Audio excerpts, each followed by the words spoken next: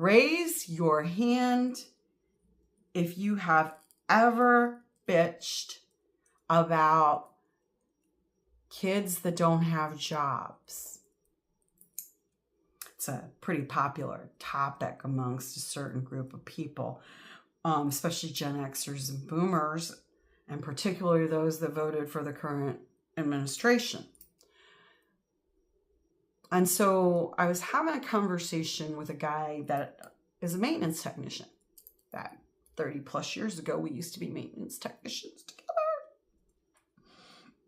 And he had basically said he's pissed because his kid doesn't have a real job, can't find a real job according to his kid, and he's sick of taking care of his grown-ass adult kid.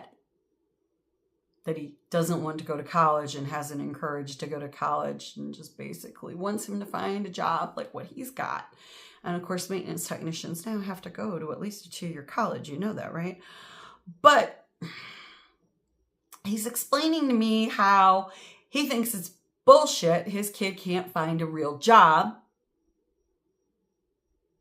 real benefits, because the kid is like, even if I take one of these hourly company jobs, one of those, what do you want to call them? Transient jobs where a company hires through this employment company who takes a large chunk of the paycheck and gives absolutely no benefits whatsoever. So basically the kid had explained to him that my entire paycheck is going to be gone. Lock, stock, and barrel just to have medical. It doesn't make sense for me to even be working. I'm not going to get any money out of it. And he's like, he should go to work anyway. I said, how many hours a week are you working overtime? What do you mean? I mean, how many hours a week? And he's like, I put in 20 hours easily a week overtime. I make good money doing that. Sometimes even works 36. Yeah. 4 hours times 5 is 20 plus 2 8-hour shifts on Saturday and Sunday means that he's pulling in 36 hours of overtime a week sometimes. And a minimum, he said, of 20. So I said, how many guys do you work with? Because, the area I live in, they don't hire female maintenance techs. They will make your life a living hell. Been there, done that, rode that pony. Which is why I got my degree in the first place. Well, one of the main reasons. But anyway, he says, well, all of us. He named off 5, 6 other guys. I don't know any of them. At least I don't think I do. If I do, I don't know them by name. And I was like, dude, you just named off 6 people that you said are working 20 hours of overtime a week. A week. He said, yeah, so that's 3 jobs, dude. That's 3 full-time jobs for kids that you're complaining your kid is living in your basement. Well, not in his basement. There are basements around here, but he's like, well, that's not my problem. Well, it is your problem because you're the one that is working the overtime. And you're basically giving your company bargain basement pricing, right? He makes like $30 an hour, I'm sure. And I'm just going to use 30 because it's a nice round number, right? So at time and a half, he's making an extra $15 an hour. $15 an hour is not even a decent paycheck for your kid to be working full time. But you're hitting rock bottom prices for that company because they're only having to pay you an extra $15 an hour for what they might have to hire somebody else to do. And then have to pay $18 to $22 an hour. And, oh, by the way, pay the same benefits that they're paying you. And benefits cost companies anywhere from, 10 grand to 25, 30 grand a year.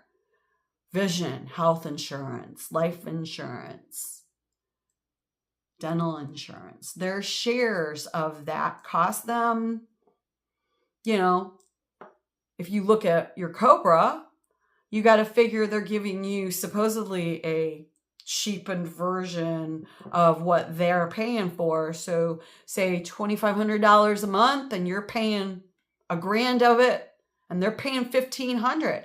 So you got to figure you're basically saving the company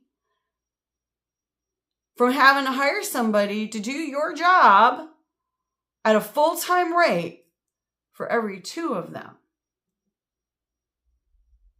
And then you're saving your company an additional 20, 30 grand in benefits. Because you're not getting more benefits for working that overtime. You're not getting more vacation. You're not getting more dental. You're not getting more life insurance. Your company's not covering those extra costs, are they? No. You're giving them rock bottom basement price for your work. Of course they want you to work overtime. Just 6 of you are saving them 3 full-time employees. Just 6 of you are saving them, what's a junior tech make now? 20, 25 bucks? I don't know what they make now. Let's say 20 for shits and grins, right? So right there, you're saving them $5. That's $5 an hour. And then you're saving them somewhere around $1,500 to $2,000 a month in benefits. Yeah, they're eating up that you're stupid enough to work all that overtime. This is like a big duh moment. Stop bitching about these kids not having jobs. They don't have jobs because you're stupid enough to keep working that overtime and not tell your company, nope, can't do it. Oh, they'll fire me. Will they? You're a maintenance technician with 30 freaking years experience. They're going to fire you? Right? Where are your balls? In that beer can? In that new boat you bought? In the bank's vault? That's where your balls are. You can't bitch about these kids not being able to find jobs when you're working the overtime at bargain basement prices so that those kids can't have jobs.